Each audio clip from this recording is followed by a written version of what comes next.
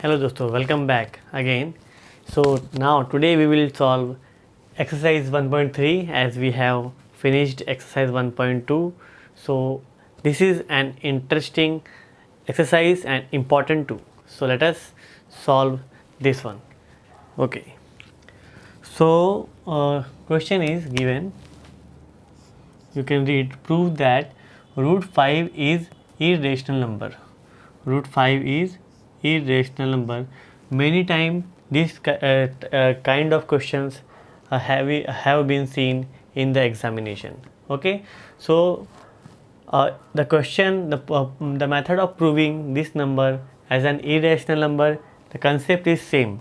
So try to learn the concept properly. Fine. So what we have to prove, that root 5 is irrational number. ठीक है, let us start how to prove. So first of all, what we have to do, first of all, assume that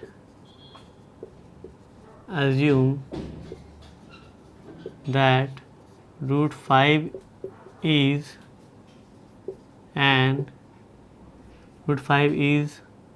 a rational number. क्या लिया मैंने कि root 5 क्या है, rational number है. अब आपको ये पता है कि रेशनल नंबर कैसे दिखते हैं. तो rational number P upon Q form के होते हैं. Okay, P upon Q form के होते हैं, where Q is not equal to G. Zero means denominator zero नहीं हो सकता है. ठीक है. So let us denote it in mathematic form. तो क्या हो जाएगा कि रूट 5 क्या लिया है, रूट 5 को हमने एक रैशनल नंबर काउंट किया है. कैसा नंबर, रेशनल नंबर काउंट किया है.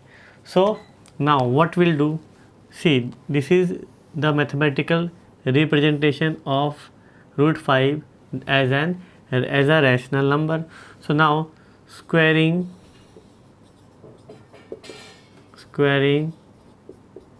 बोथ साइड्स, दोनों तरफ स्क्वायर कर देंगे.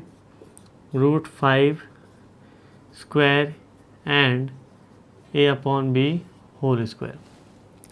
अब यहाँ पे एक इम्पॉर्टेंट बात ये है कि जो रेशनल नंबर होते हैं, रेशनल नंबर के जो न्यूमरेटर और डिनोमिनेटर होते हैं, उनका जो HCF होता है वो होता है 1 दोस्तों. ठीक है, वो होता है 1. तो hair HCF of A and B should be 1. क्या होना चाहिए, 1. और ये प्राइम नंबर भी होते हैं. लाइक अगर मैं यहाँ पे एक नंबर लिखूँ 3/4, तो ये क्या है, ये एक रेशनल नंबर है. और इसका जो HCF होगा 3 और 4 का दोस्तों, वो क्या होगा, 1 ही होगा. ठीक है ना. लाइक 3 का फैक्टर क्या है, 3 का फैक्टर 3 × 1 एंड 4 का क्या हो जाएगा, 2 × 2 × 1. तो 1 कॉमन आया तो HCF क्या हो गया, 1 हो गया. तो इसका HCF क्या होता है, 1 होता है. ये इसी पॉइंट को लेके हम क्या करेंगे, इस थ्योरम को प्रूफ करेंगे आगे. ठीक है. So now as you know, क्या स्क्वायर और रूट कैंसिल हो जाता है. तो स्क्वायर से रूट कैंसिल, तो we remain with A5 and यहाँ पे A square upon B square. ठीक है, इसका क्रॉस मल्टीप्लाई कर देंगे, it will be 5B square equal to A square.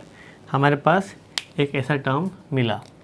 So now what from here what we come to know, कि जो 5 है वो A स्क्वायर को डिवाइड कर रहा है.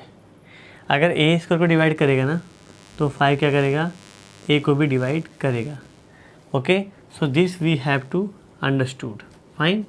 अगर क्या कर रहा है, 5 A स्क्वायर को डिवाइड करेगा तो 5 A को भी डिवाइड करेगा.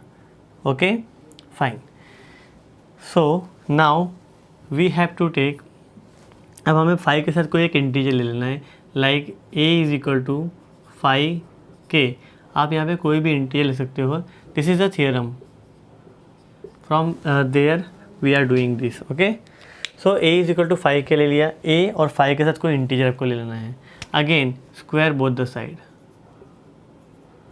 Square both the side. तो क्या करेंगे, स्क्वायर दोनों तरफ स्क्वायर करेंगे तो क्या हो जाएगा दोस्तों, यहाँ पे A square and 5k square. Fine, तो क्या हो गया यहाँ पे 5k स्क्वायर हो गया। ठीक है, तो अब आप देखो कि आपके पास जो ए स्क्वायर की वैल्यू है, मैं यहाँ पे इक्वेशन 1 बोल देता हूँ इसे। ए स्क्वायर की कुछ वैल्यू है, क्या है, ए स्क्वायर की वैल्यू 5b स्क्वायर है। तो मैं ए स्क्वायर की वैल्यू यहाँ लिख रहा हूँ 5b square. So 5b square, okay, and 5 का square 25 and this is k square. यहाँ पे लिखता हूँ मैं बाय 1। ठीक है, सो आई होप इतना आपको समझ में आ गया है। ओके, ए स्क्वायर के प्लेस पे मैंने क्या लिखा, 5b स्क्वायर लिखा, क्योंकि ए स्क्वायर की वैल्यू हमारे पास 5b स्क्वायर है। अब आप अगर देखो तो 5 से क्या होगा, 25 कैंसिल हो जाएगा, 5 5 तो क्या बचा, b square equal to what, 5k square, b square equal to 5k square.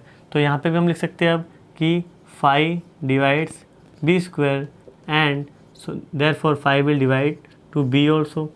5 b square को डिवाइड करेगा तो 5 b को भी डिवाइड करेगा। अब हमें यहाँ मिला क्या कि यहाँ पे ऐसा कौन सा नंबर है, 5 क्या है, a को भी डिवाइड कर रहा है और 5 b को भी डिवाइड कर रहा है। लेकिन हमें क्या चाहिए था कि हाईएस्ट कॉमन फैक्टर जो नंबर डिवाइड करेगा वो नंबर क्या होना चाहिए था, 1, बट ये तो हमें मिला नहीं। हमें क्या मिला, 5 मिला। तो ये क्या हो गया, ये हो गया कॉन्ट्राडिक्शन। क्या हो गया, contradiction to our assumption that क्या कॉन्ट्रैक्शन हुआ, that √2 is a rational number। मतलब ये क्या है, रेशनल नंबर नहीं है। मीन्स हमें क्या दिया हुआ था कि ये एक इरेशनल नंबर है, तो ये रेशनल नहीं है, तो क्या होगा दोस्तों, इरेशनल होगा। Hence we have proved that √5 is an irrational number। Okay, so this is a very important question. Many time this kind of theorem is asking in the boards, okay, and in the various school examination this is coming thoroughly, fine। So we have to understand the concept what कि अगर irrational दिया है तो उसे rational ले लीजिए आप, और रेशनल नंबर का जो एचसीएफ होगा क्या होता है, 1 होता है। लेकिन यहाँ पे क्या मिला हमें, दोनों नंबर के जो डिवाइड कर रहा है वो क्या मिला, 5 मिला। तो 5 मिला तो हमारा कॉन्ट्रडिक्शन, हमारा सपोजिशन क्या था कि वो √2 क्या है, एक रेशनल है। तो रेशनल होता तो एचसीएफ क्या मिलता, हमें मिलता 1, क्या मिला 5। मतलब हमारा जो अजम्पशन है क्या है, कॉन्ट्राडिक्शन करता है। ठीक है, तो इसलिए √5 क्या होगा, एक इरेशनल नंबर होगा। अब आपको एग्ज़ाम में क्या कोई भी नंबर दे सकते हैं, ठीक है, लेकिन आपको प्रोसीड इसी तरह करना, like you can get √2, you can get √3, okay, and number 3 you can get √5 we have done, √7, okay, like this any root number can give to you, you have to proceed in the same manner as I have proceeded. And now one fact also you come to know that every number which is in the root and cannot come outside, वो कैसे होते हैं, वो होते हैं irrational. कैसे होते हैं, इरेशनल नंबर होते हैं। तो इसी सेम कंसेप्ट पे आपको क्या करना है, ये सारे सम भी सॉल्व कर लेने हैं, बिकॉज सम यही आएगा, only the difference will be what, यहाँ डिजिट क्या हो जाएगा, चेंज हो जाएगा। I hope you have understood this sum. Let's proceed for the next one. Okay, so we have done this sum, but I have made a mistake. We have to write here not √2, √5, क्योंकि यहाँ पे जो question में दिया हुआ है वो √5 दिया है। ठीक है, so focus in this, fine. So यहाँ पे √5 आएगा। So now let's proceed for the next sum. So now we are proceeding to our next question, question number 2। ठीक है, वहाँ पे आपने देखा, क्या देखा आपने कि all the roots numbers like क्या हो गया, √2, √3, √5, √7 एंड एक्सेट्रा। ये कैसे होते हैं नंबर? ये होते हैं इरेशनल नंबर होते हैं। कैसे होते हैं? इरेशनल नंबर होते हैं। हम इसे प्रूव कैसे करते हैं? इसे रेशनल एज्यूम करके प्रूव करते हैं। अब ये तो सिंगल डिजिट थे, लेकिन यहाँ पे कैसे आ गया? एडिशन में आ गए, कुछ मल्टीप्लिकेशन में आ गए। तो इसको देखते कैसे करेंगे। प्रोसीजर सेम है, ठीक है। सॉल्यूशन, तो सपोज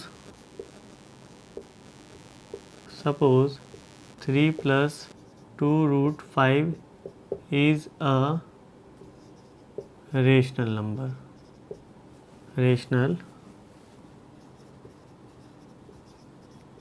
अब रेशनल नंबर है तो कैसे रिप्रेजेंट करेंगे? मैंने बताया था a/b फॉर्म में। तो 3 + 2√5 इज इक्वल टू a/b। ठीक है, अब क्या करने का कि रूट वाले नंबर को जहाँ है वहीं रहने देने का, उसके अलावा के नंबर को आपको यहाँ वहाँ मूव करने का। ठीक है, ओके। तो प्रोसीड करेंगे। 3 को आप वहाँ भेज दीजिए, 3 यहाँ प्लस में, वहाँ जाएगा माइनस में। तो 2√5 इज इक्वल टू a/b, ये हो गया माइनस में। ठीक है, अब ये b का मल्टीप्लाई आप वहाँ कर दीजिए, तो आपको क्या हो जाएगा? 2√5 is equal to a - 3b/b। अब 2 को डिनोमिनेटर में दे दीजिए, तो √5 is equal to a - 3b/2b। अगर आप इसे थोड़ा सा अरेंज करें प्रॉपर, तो ये कैसा नंबर हो जाएगा? a/2b अलग अलग डिवाइड कर रहा हूँ मैं, -3/2b। a/2b - 3/2b, b से b कैंसिल हो गया यहाँ पे। ठीक है, तो 2/3 आएगा ओनली, क्योंकि b से b तो कैंसिल हो जाएगा, तो ओनली 2/3 ही आएगा। ठीक है, तो देखो यहाँ पे हमें जो नंबर मिला वो है √5 इज इक्वल टू a/2b - 3/2। हमें क्या मिला? a/2b जो एक रेशनल नंबर है, 3/2b जो एक रेशनल नंबर है, बट √5 कैसा है? इरेशनल। तो क्या इरेशनल रेशनल के इक्वल हो सकता है? इम्पॉसिबल है। तो ये हो ही नहीं सकता, पॉसिबल ही नहीं है। तो हमारा अजम्पशन क्या हो गया? हमारा अजम्पशन जो सपोज़ किया हमने वो रॉन्ग हो गया। क्या है कि एक ये रेशनल हमने सपोज़ किया, बट यहाँ तो कॉन्ट्रडिक्शन मिल गया हमें। तो हम क्या बोलेंगे कि आवर assumption is false। तो ये रेशनल है नहीं, तो क्या होगा? Given number is a irrational number. तो 3 + 2√5 कैसा नंबर है? इरेशनल नंबर है।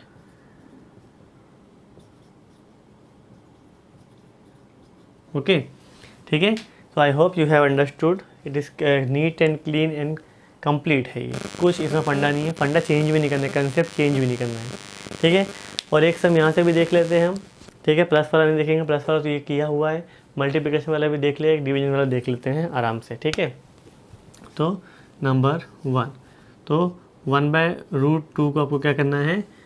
ये प्रूव करना है आपको कि ये इरेशनल नंबर है। कैसा नंबर है? इरेशनल।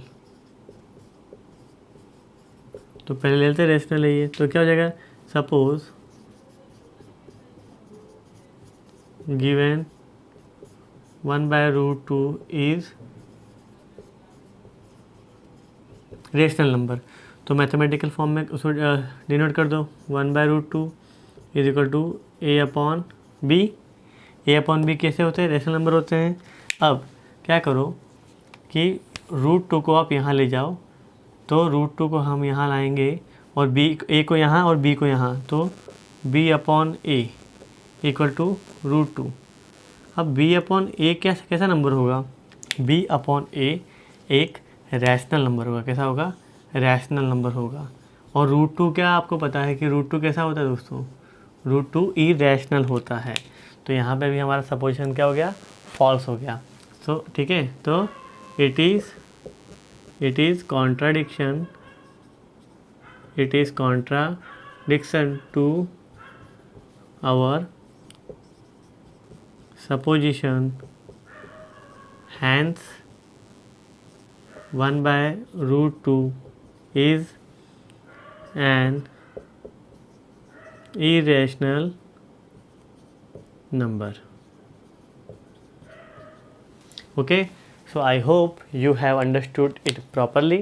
And in this अब कोई भी कंसेप्ट आ सकता है, रूट 2, रूट 3, रूट 5, रूट 7, ठीक है, प्लस में कोई नंबर हो और डिवीजन में कोई नंबर हो, मल्टीप्लिकेशन में कोई नंबर हो, you should know that how to prove it, because concept is same, okay, and concept is power.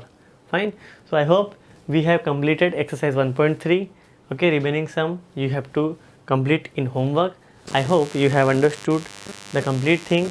Okay, so we'll meet in next exercise, which is exercise 1.4. so till then, Jai Hind, Jai Bharat.